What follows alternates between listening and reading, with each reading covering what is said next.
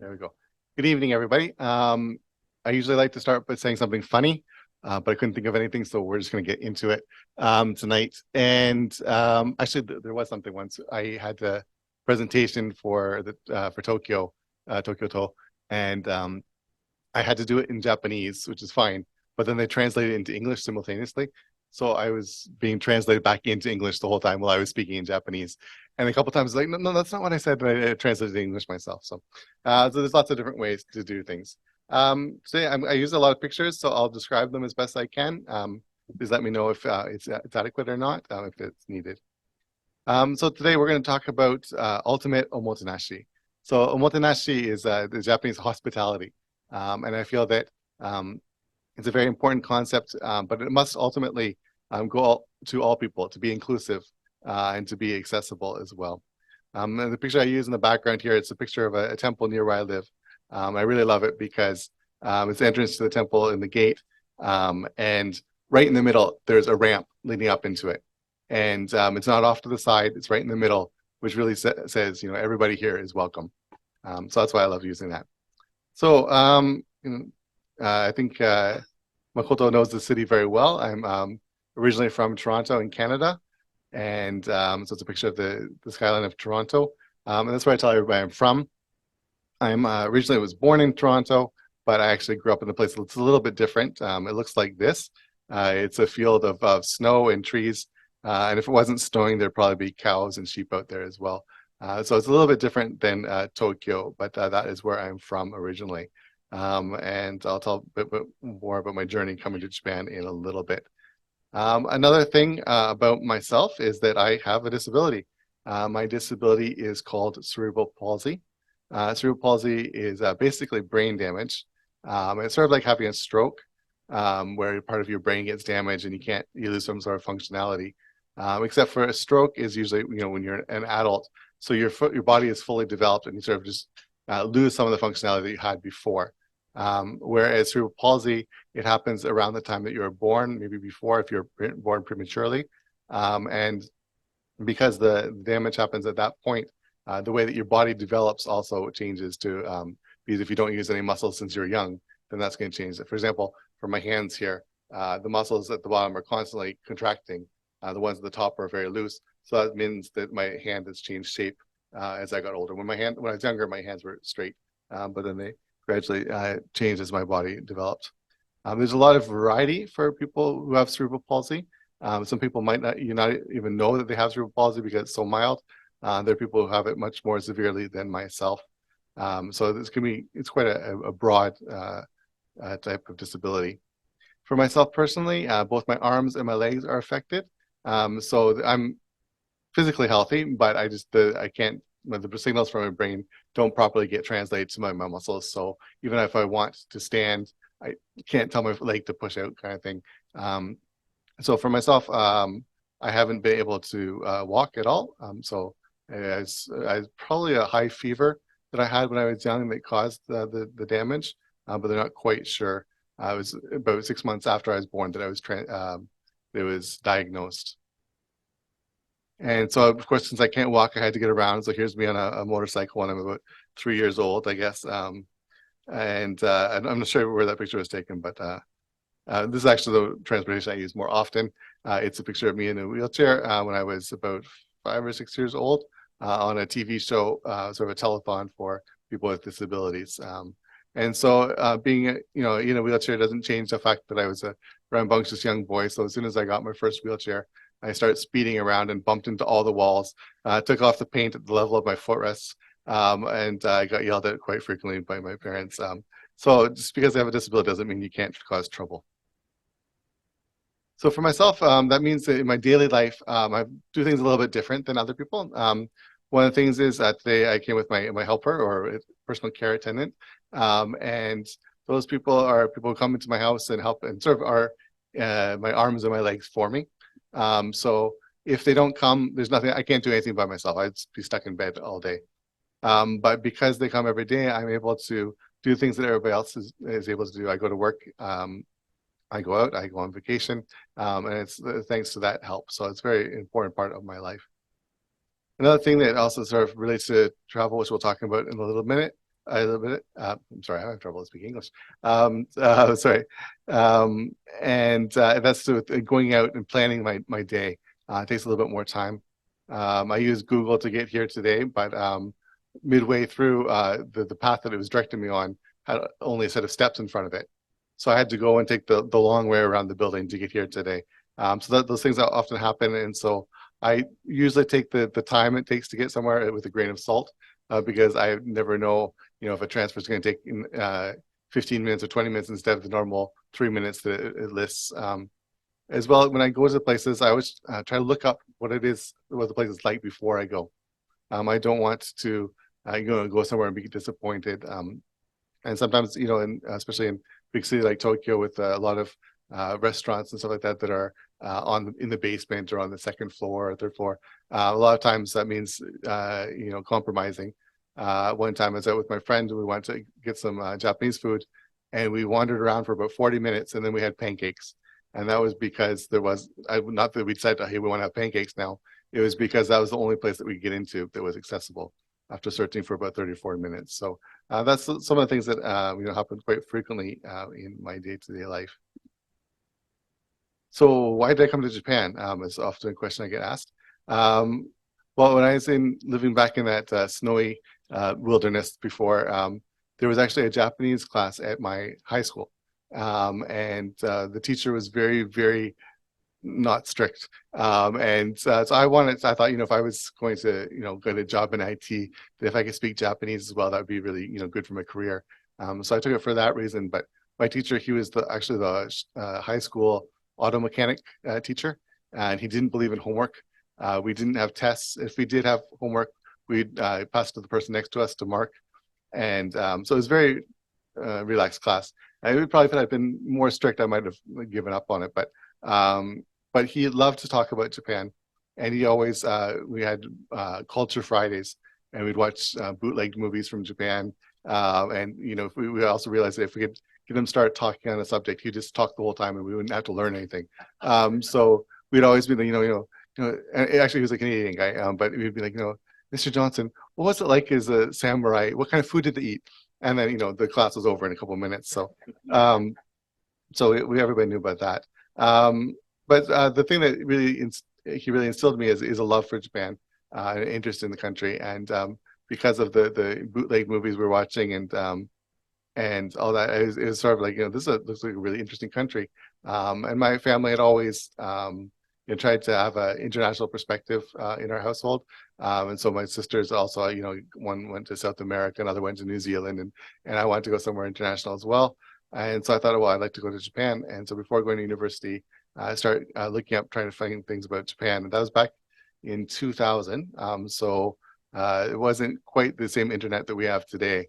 And we had dial-up at home. And so basically, the only thing we were able to find was some guidebooks. And the guidebooks, if they did have anything at all about accessibility, it'd be a line at the back about saying something like, accessibility, it's difficult in a wheelchair. And that was about it. And so, we didn't really have much information, but my parents always taught me to follow my dreams, even if it doesn't, work out well, even if it doesn't turn out great.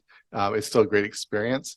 And so my dad said, well, I'm going with you. So even if it doesn't work out, we should at least try to go to Japan. So I came to Japan back in 2000 for my first time. And the thing that blew my mind was it was much more accessible than I thought it was going to be. Even back then, I had only seen TV shows, right? So, and they're all, in these, cramped bars or being pushed onto trains, stuff like that. And so it was much different than I thought. And I came back a number of times vacation during university. And then in 2007, I moved here to work. And in 2016, I became a Japanese citizen. So I'm no longer Canadian. And so, I'm loved in Toronto now, I think, probably. So here's some more pictures. So here's a picture of myself in my Japanese class. So that cute little boy, something happened along the way. I'm not sure what, but not as cute when he was in high school. So that's me in front of a chalkboard pointing at some Japanese characters. The first time I came to Japan, one thing that really interested me was some of the creative approaches to accessibility, adapting the environment with things that could be done in the meantime. And so this is a picture of me on an escalator where 3 of the steps become a platform and a wheelchair can ride on it. They still do exist. There's one in Shinjuku Sanchome that's still around. They are terrifying. I absolutely hate them, but it was the only way to get on the train. So I did what I could. And got a lot of stairs, but I think that was good because a lot of people started thinking about accessibility, I think. As well, they had a lot of the stair climber type elevators that, again, are still around, but not as much. And, so I was really impressed at that time. And I went back to Toronto and I wanted to use the subway there after getting, the experience here, like in Japan, where they put a ramp down for you, like in this picture here. And I wanted to go back and try the Toronto subway, and I was horribly disappointed when I was told to just get on by yourself, and what if there's no accessibility then, and being constantly told that it's going to be accessible by 2010, 2015, 2030, I think it's 2035 right now. It's much smaller than Tokyo. But every time I came back to Tokyo, I was really amazed at how much had changed in the few years in between my visits. And every time I came, there was a place that I couldn't go before that I was able to go the next time. And right now, I think about 95% of the stations in Tokyo are accessible in some form. So we're going to talk a little bit accessible travel, and I'll bring in some technology stuff as well as part of that. But just sort of a little bit about accessible travel. It's basically, well, the easy way to say is, it's travel for everybody. But we need to back up a little bit. I think that we need to remember sometimes that the world has been made for the majority of people, and it's not necessarily made for everyone. And so that applies also to the travel industry. So a lot of the packages, package tours, hotels, tourist sites, stuff like that have been, made for the majority of people, not necessarily for people with accessibility needs. And I have a cartoon here I like that. It's a picture of a square standing next to a wall with a square hole in it called the system. And it says, you're going to have to change to fit into the system. And there's a bunch of circles there saying, or how about we change the system so we all can fit? And I think that's really important in not just travel industry, but in everything in general. So here's a picture of a bunch of desks in a university in Japan. And you'll possibly notice that there's something about them, and it's that all of the places where you have to write are on the right-hand side. And it makes sense because, the majority of people are right-handed. So it makes sense for the company to make right-handed desks. It makes sense for the university to buy right-handed desks. And it's just a lot of pain for people who are left-handed to try to write notes, to contort themselves to fit into that.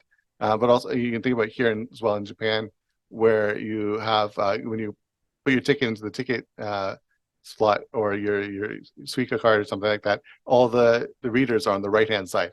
So if you're left-handed, that's an extra inconvenience for you. But in the way, that's a lot of what it is in the different aspects. I think everybody probably is familiar with the medical model versus the social model of disability. So the infographic here. So basically, the medical model says that I need to be fixed, to quote unquote fixed, to fit in with society. Whereas the social model is the society needs to change so that everybody can fit in. So there's some examples. For example, the person can't go to the cinema because they're deaf. And the reason is that they're deaf, and that's the medical version of it. Whereas the social model says it's because they can't go to the cinema and enjoy it because the cinema hasn't provided closed captions or other sort of adaptations. Or one that, the blue one at the bottom where I have faced a challenge when I was looking for a job here in Japan, is that he can't work here because he can't go upstairs. Where the real problem was that I couldn't work there because there was no way for me to get upstairs. There's no elevator, there's no other alternative means. So I think as we need to frame our ways of thinking into this model as well. I'll skip past this. Yeah, so going for talking about accessible travel in general. So we think of, there's a picture here of a bunch of different people waiting for a train with various disabilities, etc. And I think that people come up and think about disability, and the immediate thing they think of is wheelchairs. But less than 20% of people with disabilities use wheelchairs, and the vast majority don't have, wheelchairs. And so that being people who are deaf or blind, or but also there's many people who use accessibility features that are not, who don't identify as being disabled. So that might include somebody who's pregnant, somebody with who is elderly. A lot of people who are elderly have the exact same needs as people with disabilities. But if you ask them, "Are you disabled?" They say, "No. Just my knees hurt." or I can't hear so well. But that thing is that they have the same needs as many other people. In Europe, it's a couple of years ago now, the people who are taking advantage of accessible travel packages, etc., the majority of them were over 65, so they were the elderly in the group. And through the different forms of research recently, they're finding some different things about the accessible travel market. One of them here is in this graph. So the average length of stay for somebody with a disability is longer than the person without a disability. Now, that can be for a variety of different reasons. It could be that you just get tired easily and you can't go at the same pace as somebody else does. So you want to see the same number of things, but you can't see them in the same amount of time. So you tend to extend your vacation. It'll be a bit longer. In this graph here is a discussion about how many people usually go in a group when they travel. Now, maybe a lot of people who are backpackers or someone that would travel alone, but for myself, I can't travel alone. So even on the train today, I came with my personal care attendant. I can't get on an airplane by myself. So when I went back home to visit my family, maybe people can imagine going back to visit their family, they might just go by themselves and hop on a plane, right? But I can't do that. So I had to buy 2 airplane tickets. And then my personal care attendant came with me. So that was, even whenever I go somewhere, I'm at least 2 people. So therefore, it's sort of a multiplying effect where you have a longer time spent in the destination as well as a larger group.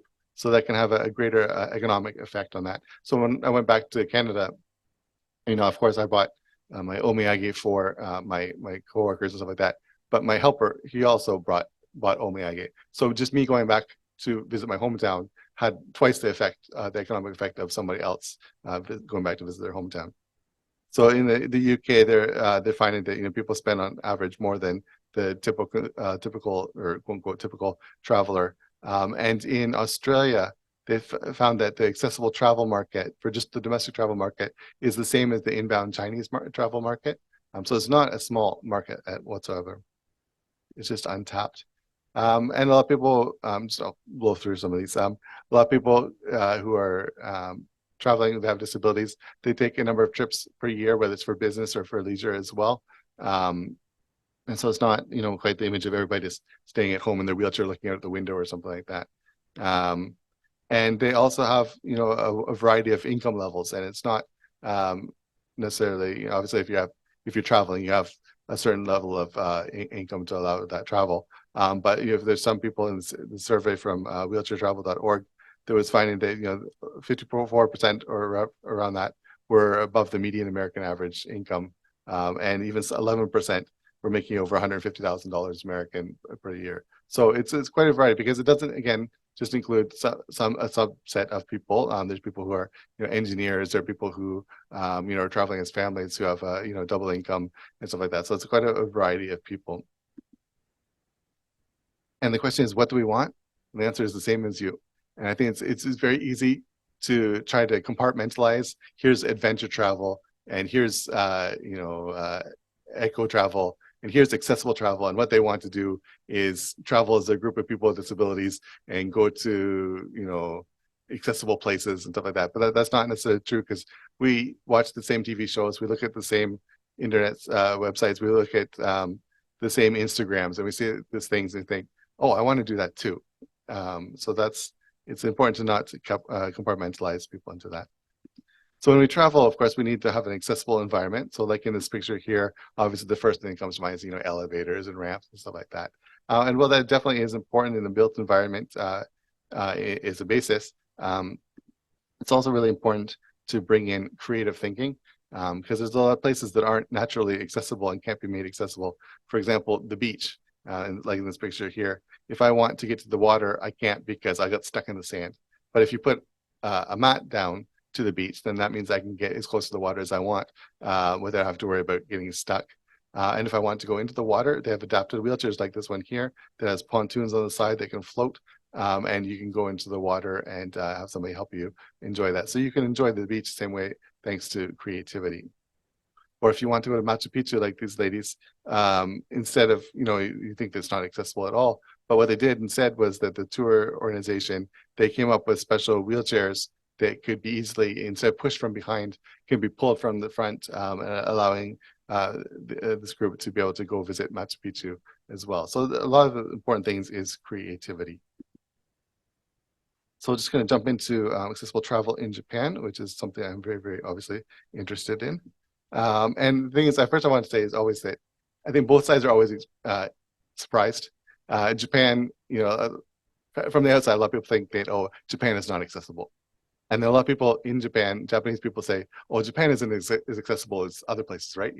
And so, but I tried to tell both sides, it really is, doing a really great job of accessibility. Of course, there's always places to improve, but so this is a picture of me getting on the train. So when I want, a lot of the train stations here in Japan, they're not flat, and the stations are curved and stuff like that in some places and stuff like that. So it's very difficult at the moment to make a fully flat entrance to the train. So what you do is when you go and ride on the train, you tell the train staff where it is you'd like to go. They'll come and they'll put a ramp down for you, and they'll call ahead to your transfers or to your final destination, and some people waiting for you to put the ramp up for you. And I ride the train quite frequently, and I think I've only been forgotten maybe 2 or 3 times in the last 15 years. It does happen though. I usually bump down if I can. So it depends on what station it's. If it's like the end station, I'll just wait a little bit. But and sometimes they will bring somebody. But they're stopping the train, stuff like that. So if it's a small enough one, I'll just I'll just do it and make a horrible noise when I do it. And also, it's not just for people with disabilities, with wheelchairs. People with visual impairments as well can request guidance to the platform and have somebody wait for them as well. And so that's the service they have. This is a picture here of me getting on a limousine bus from the airport. Unfortunately, the buses are still the regular city buses are quite accessible now, but the long haul buses between cities or airport transport buses, very few have lifts, and it's not progressing very quickly. There's some resistance from the bus companies because it lowers the amount of storage they can put underneath. So it's some good and bad. And I keep meaning to change this picture because it's the tactile blocks are gray instead of yellow. But one thing I think people in Japan should really be proud of is that the tactile pavement, or the Tenji Broku, was something that was invented in Japan. And from there, it spread out to the rest of the world. It's making a huge impact for people all over the place. It was created by a man, Miyake-san, in Okayama. And from there, it spread out through JR, and it spread out to the world. So it's something I think people in Japan should be very proud of. I have probably the most pictures of Japanese toilets on my website than any other site. So I think it's something else that Japan does really, really well. When I was young, I would often go out somewhere with my mother. And so in Canada, it was always the men's toilet and the women's toilet. And the accessible toilet was the one, the farthest back was a little bit bigger. But as a teen, I didn't really want to go into the men's toilet with my mom. She didn't really want to go in there either, and I didn't really want to go in the women's toilet.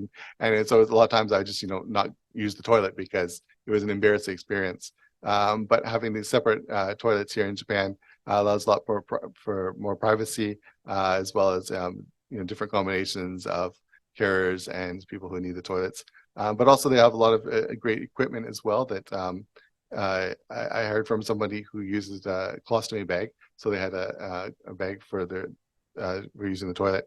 And when they're in the States, they said that they found that they're always concerned about going out, and because they don't know if they'll find a place where they can clean their equipment. But in Japan, they're quite common to have those that equipment. And she said it was like the first time she had a carefree vacation because she didn't need to worry about it, and she knew that she could always find a place. So that's something I think it's really great that Japan does well. Accessible hotel rooms, like this one here, a picture of the bed that lifts up, as well as some other accessibility equipment, the wheelchair in a hotel room. Hotels are a little bit slower than other countries. Not all the hotels have an accessible room available. Right now, the law, up until recently, the law was that any hotel with more than 50 rooms required one accessible room, but that didn't necessarily count for how many rooms the hotel had in total. So they could have 600 rooms, but still only one accessible room.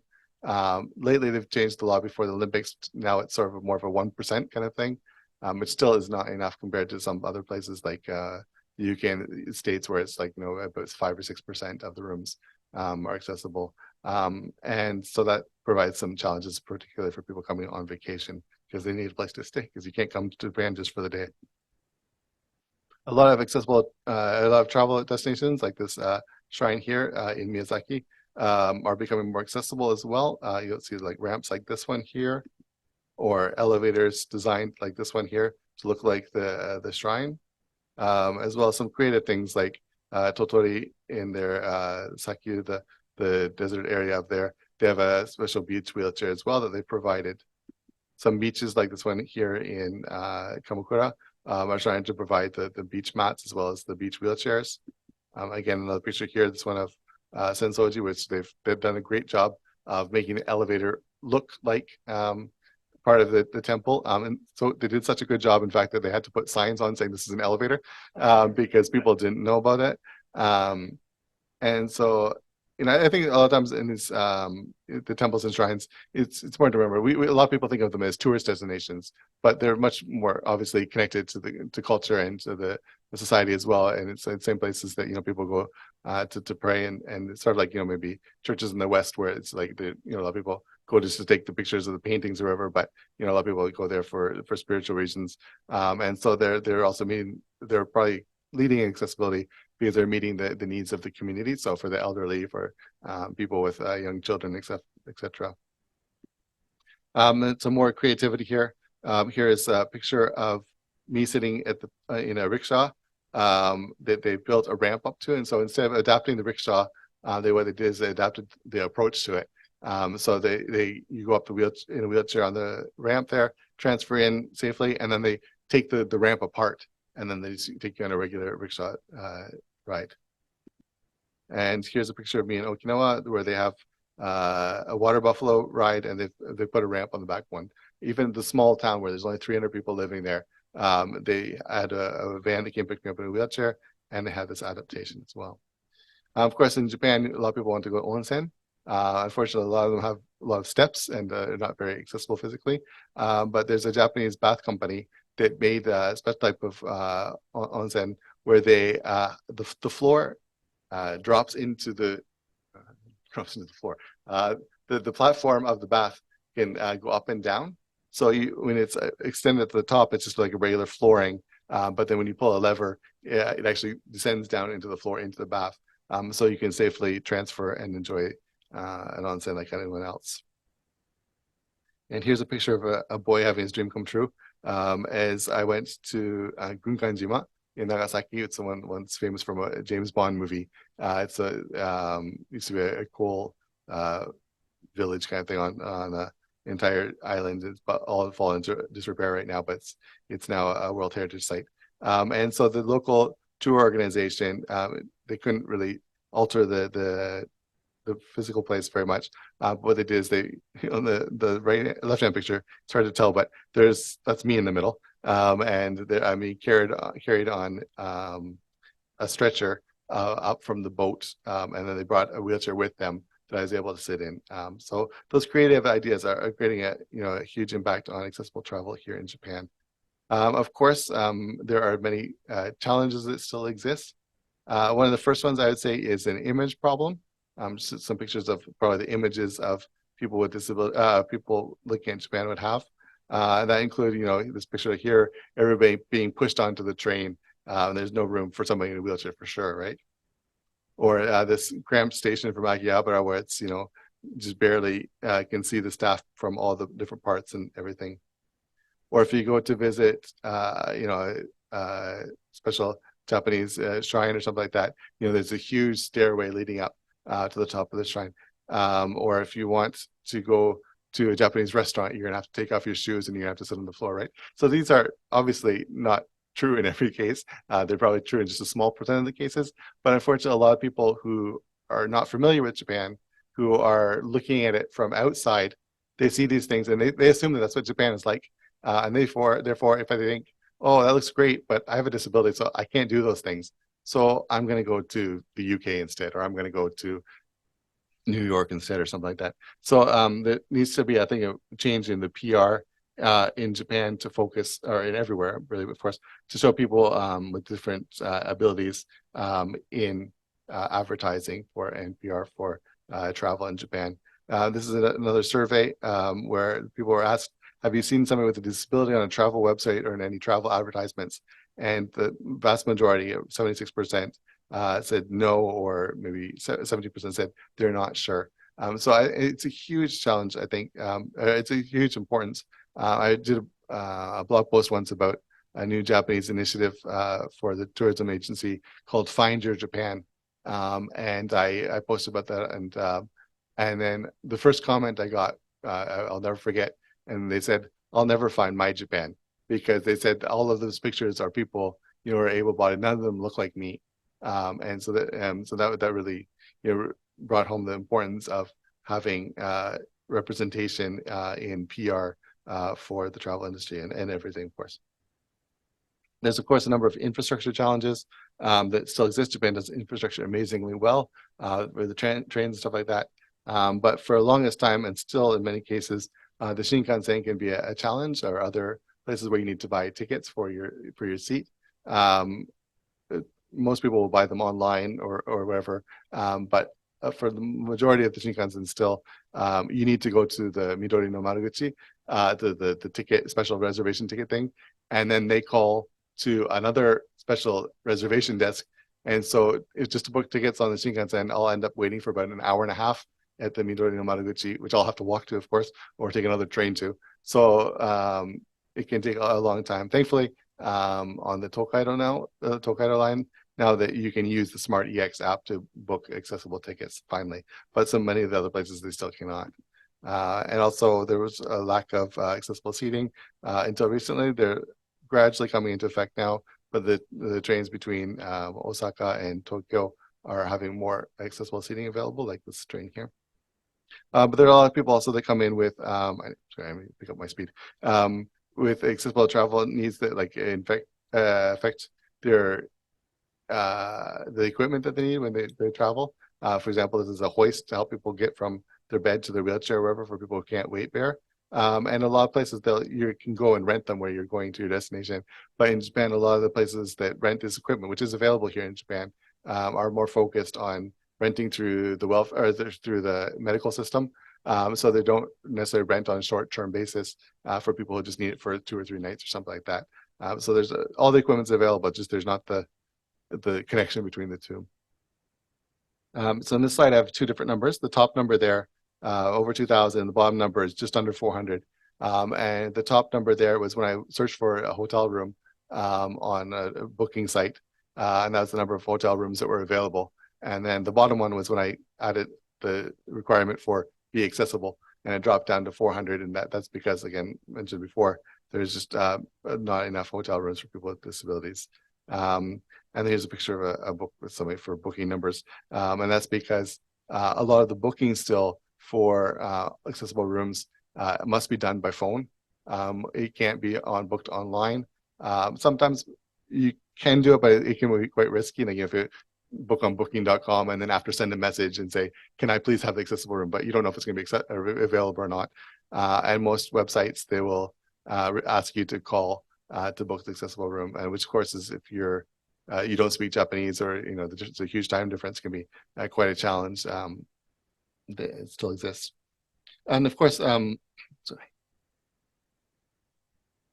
Coming to the tech stuff as well a little bit, there's a huge information problem, I think, that still exists. And here again, 2 different numbers.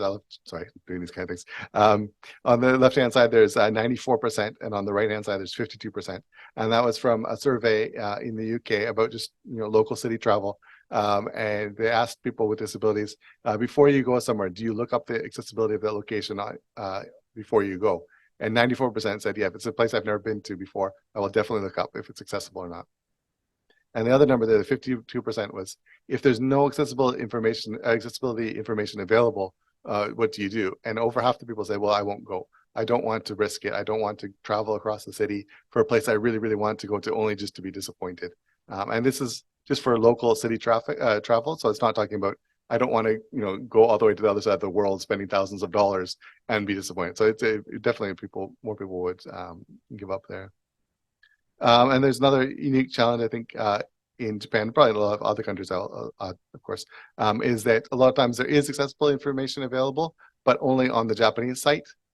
If you change the language to English or another language, that magically disappears sometimes. I assume that it's possibly like a budget for translation or something like that, or they don't think that's important for foreign travelers because nobody with a disability would come all the way here, kind of thing.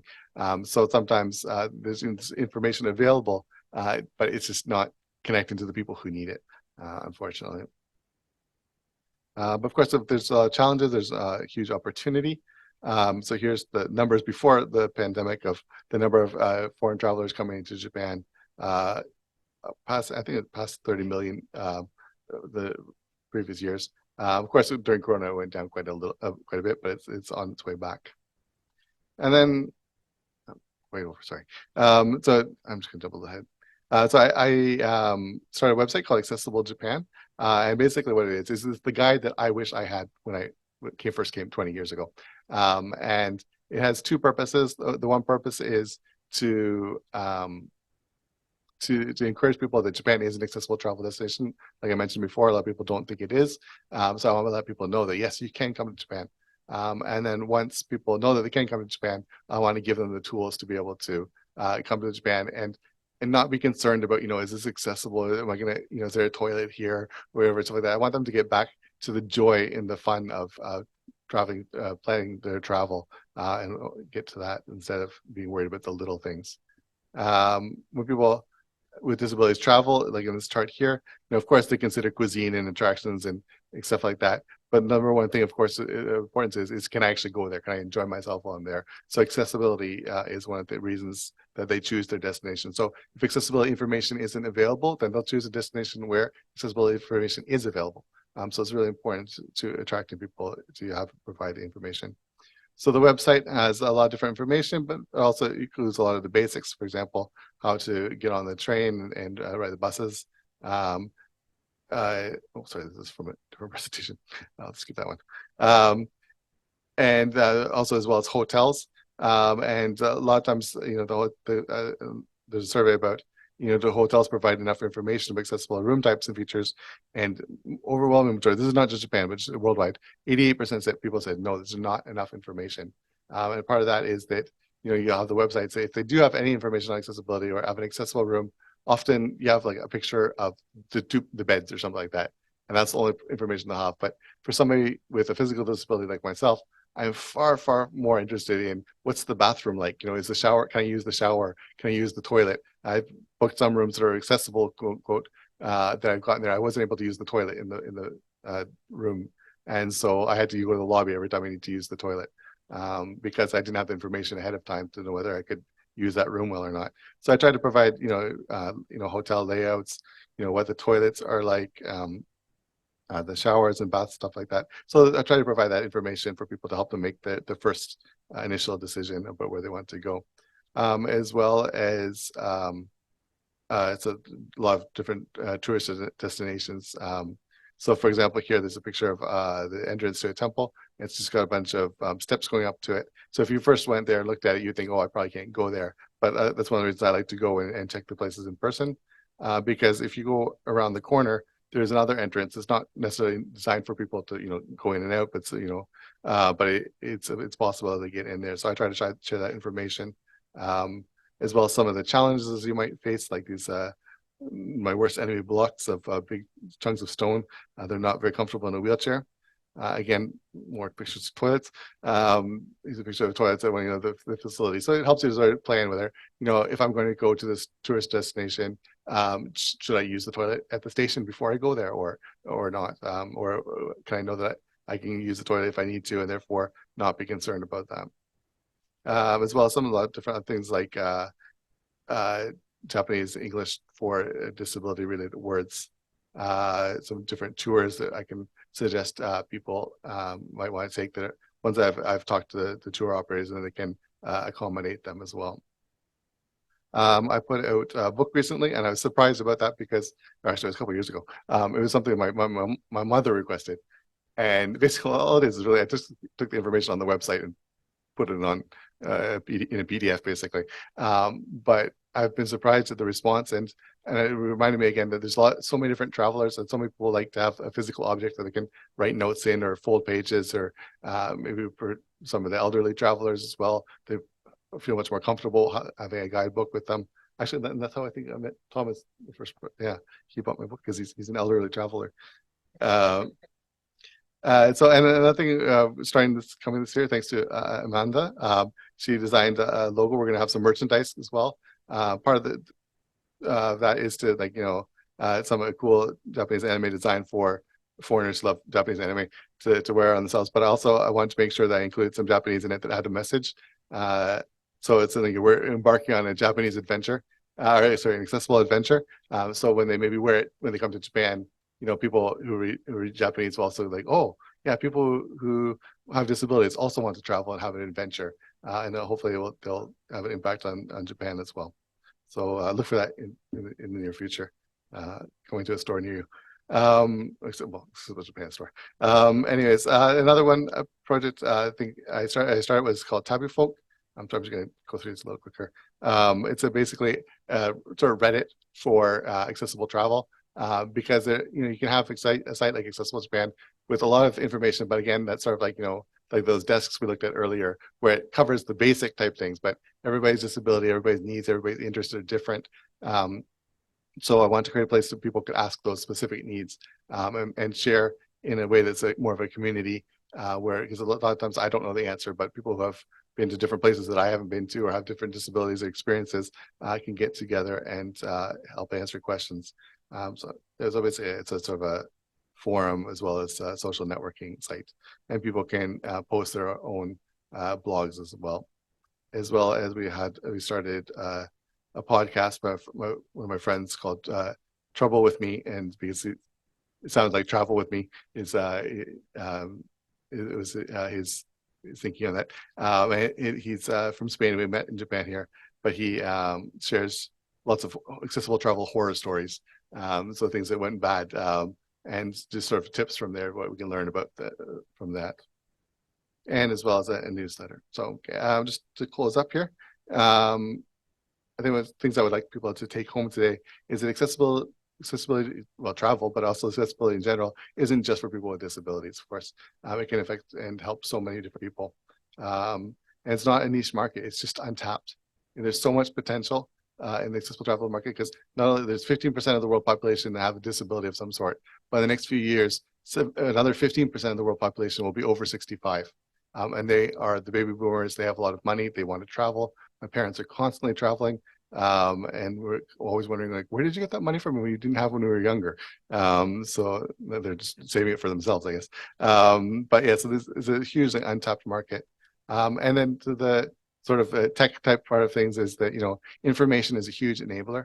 If it wasn't easy to make free information about accessibility available to many people, you'd still be left with a guidebook that said it's difficult in a wheelchair in the back. So having places where you can share information about accessibility, whether it's on hotel websites or sites like Accessible Japan, can make a huge difference to people's livelihoods. Because I think travel is an essential part of the human experience, as well as communication and community are also essential. A place to, complain to each other, or with each other, or seek help, or find maybe that you never thought you'd find an answer to. Have somebody say, "Oh, I just did that last week," and that's happened on the website where somebody flew with the exact same model of wheelchair that they were worried about. That another person said, "Oh, I was just here last week on the same flight. It's fine," and stuff like that. So those kind of information and moments are essential. And just I want some things for people to take home. There are lots of different things that you can do to make your local as well as international places more accessible, including there's Google Maps, of course. There's a Japanese local one called Wheellog, which is hopefully expanding international as well. It's sort of like a Google meets Yelp for accessible travel, so you can go to a place, you can add information about it, stuff like that. You're all, of course, very welcome to join Tabby Folk. You don't necessarily need to be an accessibility expert to do so. You could maybe just say like, it's always like, I'm looking for an accessible ramen shop. Like, oh, there's one store on the corner from me. Here's the place you can go to. So you don't need to be some sort of pro or anything like that, and everybody can help. And of course, accessible support accessible businesses. There's a commercial I love, it's a series I love from Japan called for AirPay, which is a sort of a point of sales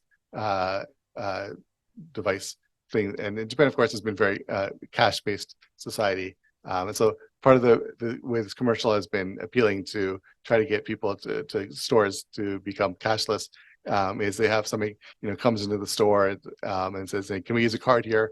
And it's like, oh, sorry, we're only cash. And then it's like, okay, fine then. And then they leave. And then you can hear them going to the store next door and opening the door and they say, card, no problem. And then so I think it's in the same way for accessible travel as, or accessible businesses.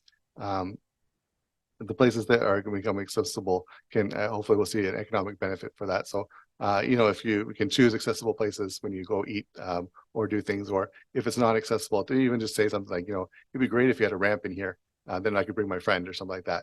And that can make it like, oh, I never thought about that, so those opportunities can come. So I have finished talking and I've gone over time and I'm sorry about that, but there we go.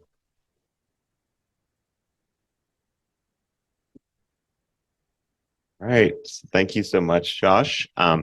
We're going to take questions here in the room and from online. It's totally fine to ask the question in Japanese as well. So Josh speaks Japanese and we have Kenji here to translate. But does anyone have a question here in the room?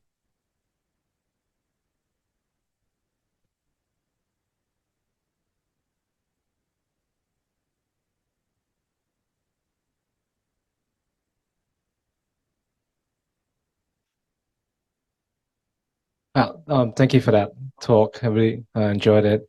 My question is, do you have any ideas about the split between people with accessibility needs who join tours to travel, or would they go by themselves or with friends?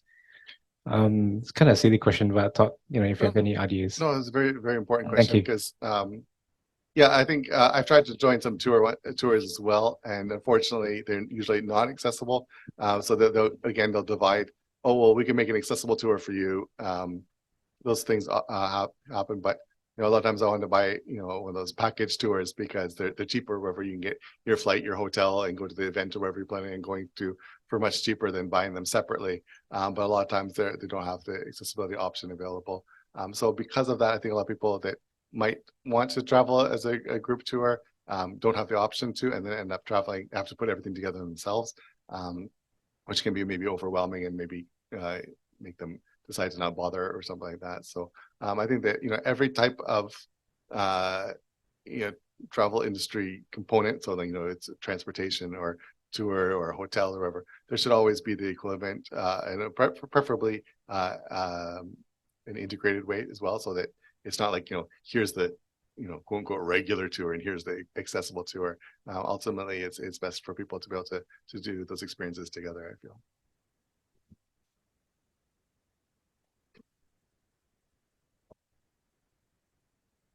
Thanks, Josh. That was really great. My question is around sort of indexes. Maybe you've heard of Disability In. My company hosted a disability inclusion conference a couple of weeks ago. And Disability In is a third-party organization that evaluates the ability for a company to have accessibility to accommodations for employees. I was wondering, in Japan, given your work on Accessible Japan, is there a third-party organization in Japan that sort of evaluates or can be a source of truth for an index of like whether a hotel is accessible or whether a business is accessible? Where, for example, just a set of criteria to match, and then they can get either a bronze or a silver or a gold or a platinum rating. Like, is there a third party organization that is invested in doing that? And if so, what is it? And are you doing something like that, or all of that? That's a different question.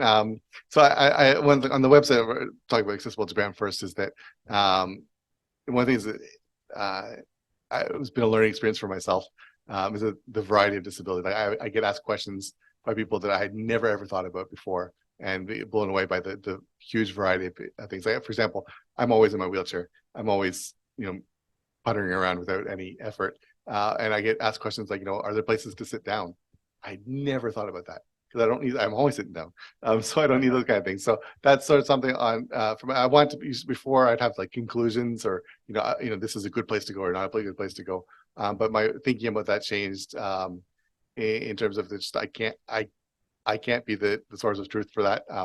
And I think it can be, for me, it's accessible. For somebody else, it's not accessible.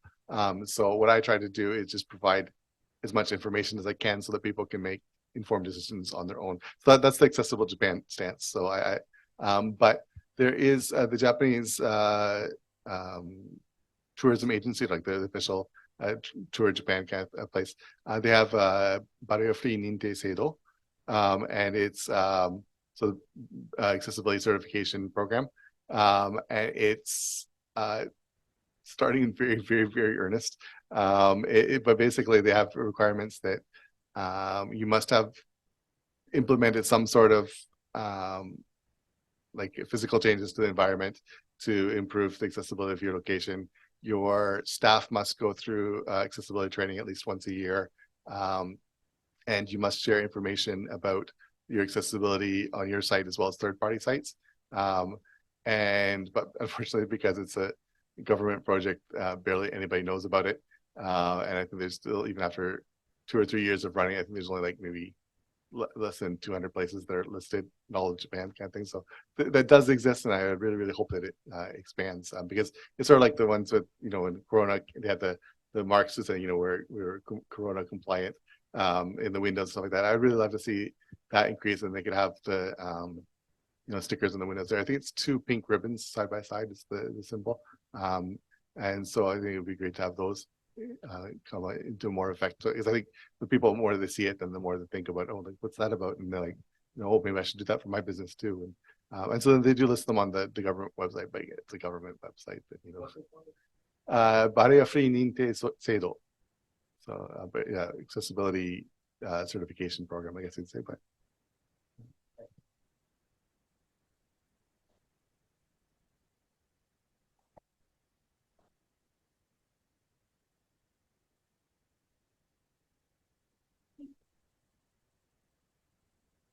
Well, thank you, George. So, very interesting story. So I want a question about the universal room, because you said there in States they have 6% of the room. So, but in Japan only the 1 room for each hotel.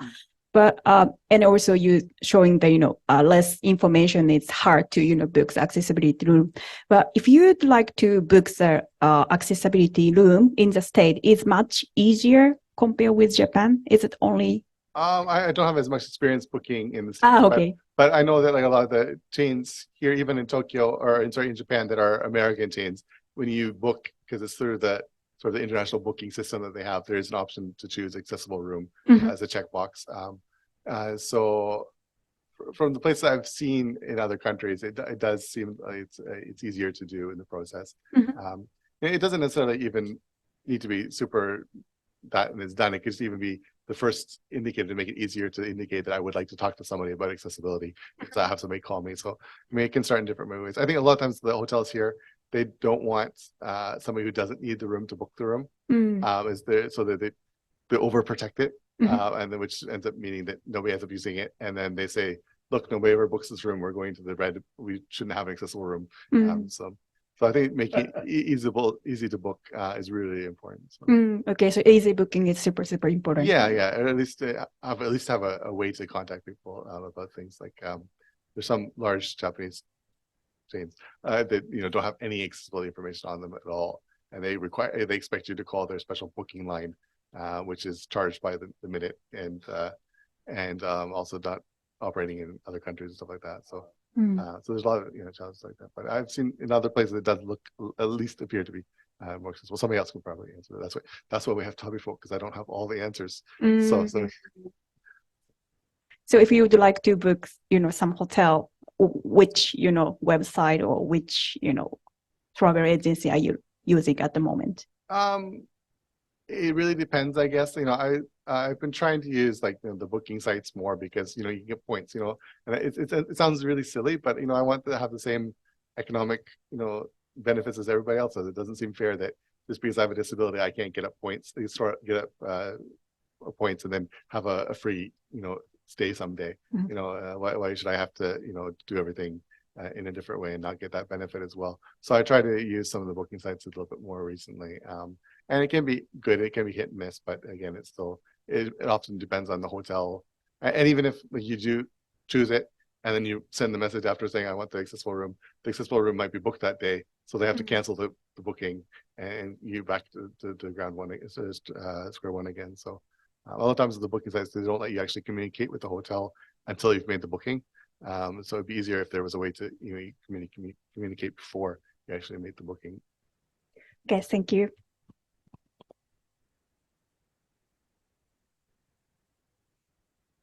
I'm a manager of this space. Oh, thank you. So now I understand why you asked me to send a picture of toilet.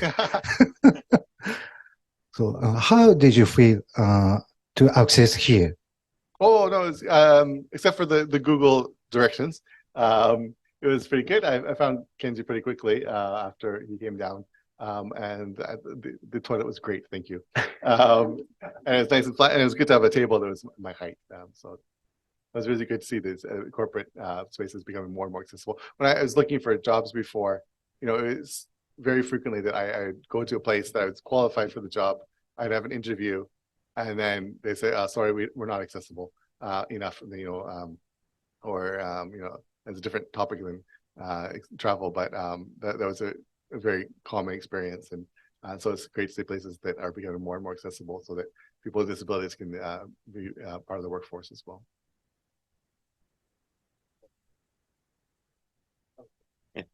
Yes, sir. Sorry, second question. Oh, please.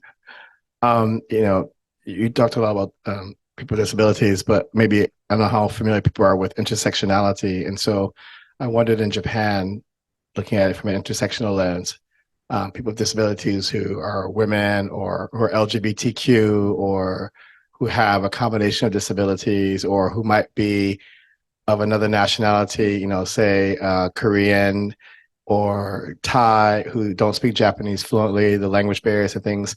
What have you found? Are there any insights about LGBTQ and disability or minorities in Japan and disability? And how are those populations being served or not served? And what challenges do you think they face, particularly LGBTQ and say non-Japanese folks? Right. Yeah. For the LGBTQ, I actually had a question on Tabi folk from somebody who wants to come visit Japan, and they're asking, if are there any gay bars that are accessible?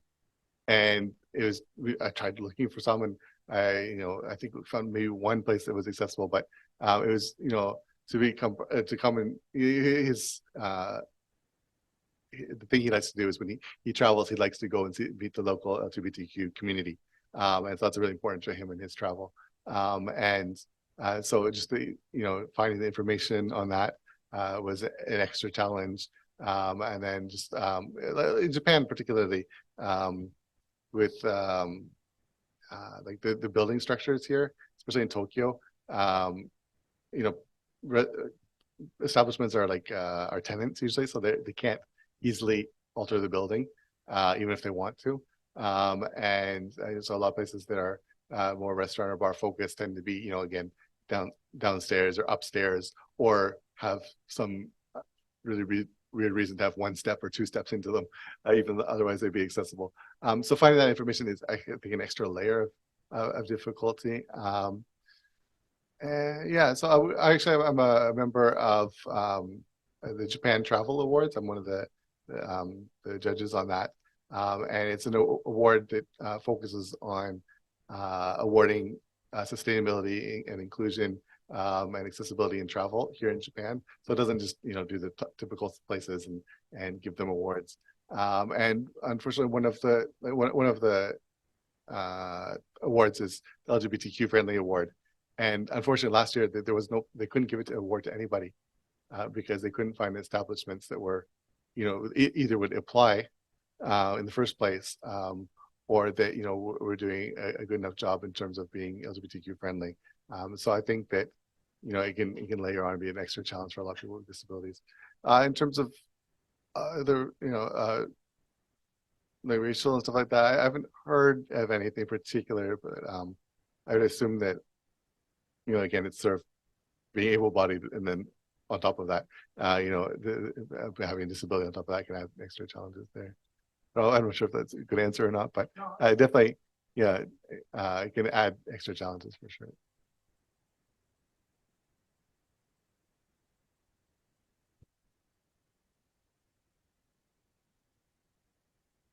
Hello, thank you so much for the talk. It was super interesting. I had a question specifically about maintaining the I guess database you have of locations, because I imagine if it is just you traveling to all of these places across Japan, I imagine that's like years and years of work and probably many places you still haven't visited. Do you crowdsource that kind of thing? And is there a way that people can perhaps volunteer? I just had a question. Yeah, no, that's great. At first it started out as just a blog. It's like I went here, it was like this kind of thing, and that's all it was. But then I kept getting questions from other people that wanted to know information and stuff like that, and so that meant sort of like, oh, I should have a page about that as well, or I should include that in the report, stuff like that. So it's definitely been a evolving thing over the years, and yeah, it's been something I struggled with. I want to see places firsthand before comment. I don't want to just at first I started attempting well, I'll just translate the Japanese into English, and that, but I don't want somebody to take that as, as fact, and then also go there and find it's different. So I was hesitated and went more into I'll only put places I've been to on it, but I realized that's not, a good stewardship of the website, because I want as many people as possible to be able to enjoy different places. So lately, I have created a fact sheet, or sort of a check sheet kind of thing, so that people can do easily. And so it's not, because if you ask somebody that's never done something like that, they're like, I don't know what to write or whatever, and I don't know what to include, what's important. So I started just a basic sort of, things that somebody can say yes or no, or I don't know, or whatever. And so I'm trying to expand that with local tour guides and stuff like that as well. I'm also sort of doing a redesign at the moment, and part of that will be forms where people can say they can add or suggest updates to information, as well as I think I'm going to start putting on just basic information that I found about places, that even places I haven't been, but with just a disclaimer that I haven't personally visited here, or nobody from Accessible Japan has personally visited. If you can add information, please submit it here, because otherwise, it'll just be everybody will be limited to places I've been before. So that's kind of unfair for people who want to try different places. Thank you.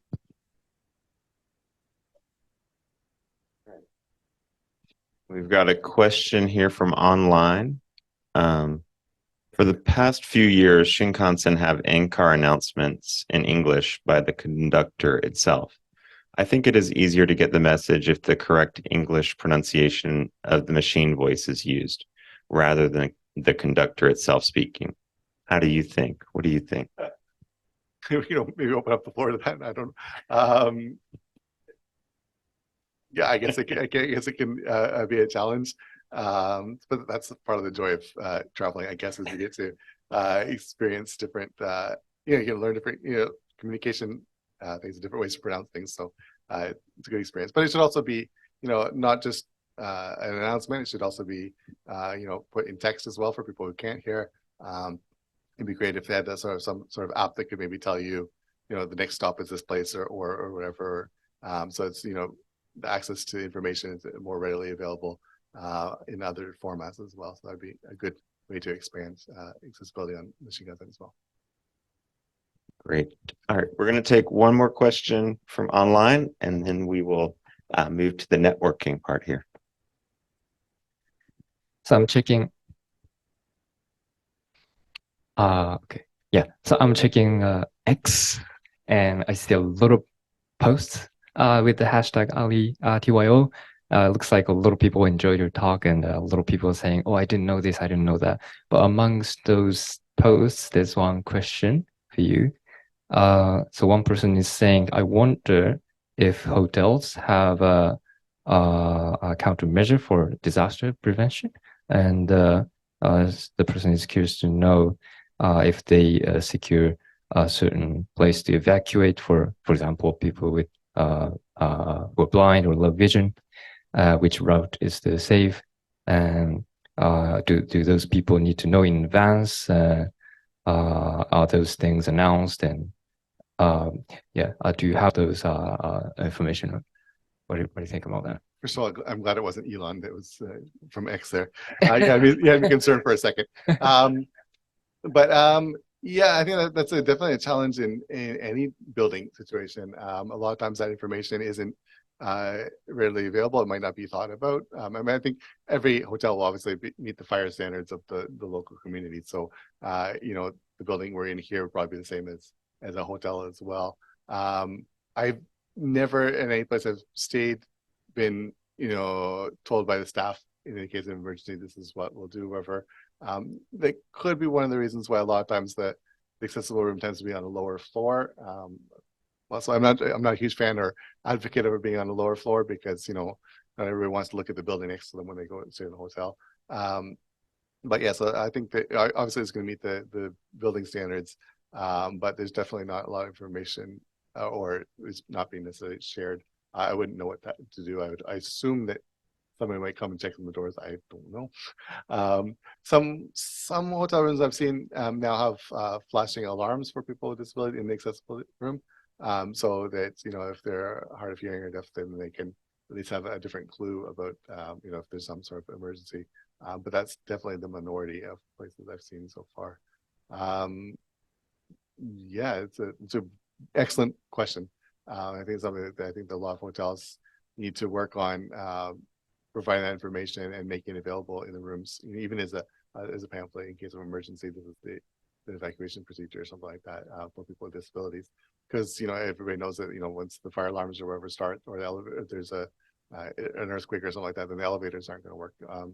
On 311, I was out of my apartment at the time, and I couldn't get back home. I was at home. I was at the bottom of my apartment, and I couldn't get up to my room because the elevator was broken for at least 10 hours. So I wasn't sure I was going to sleep that night because, the elevator stopped working. So it's definitely a very real and important question. So, but actually, I want a board for the Ministry of Land Infrastructure, Tourism and Transport. And so that's something I can bring up and ask about. So. Thank you. Great. So let's everyone give Josh a hand again for tonight. Thank you so much, Josh. My pleasure. Thank you very much. And yes, thank you everyone that's joining us.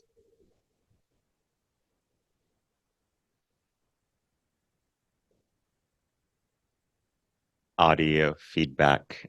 Thank you everyone for joining us online and here in person. Now we're going to move to the networking portion here in person. And for those of you all that joined us online, thank you again for attending. We want to say thank you again to the sponsors, Equal Entry, InfoAxia, and LY Group. And special note for everyone here in person, to leave the building tonight, you need a pass with the QR code. So I have a list of passes here and we can give you those. But yes, you'll need those to leave the building tonight. And again, we hope to see you at our next meetup. And this meetup also will be posted on YouTube with the accessible transcript in Japanese and English. So if you have someone you'd like to share this event with, please do. We're always trying to get more people to come and learn about accessibility. Thank you and hope to see you at a future event.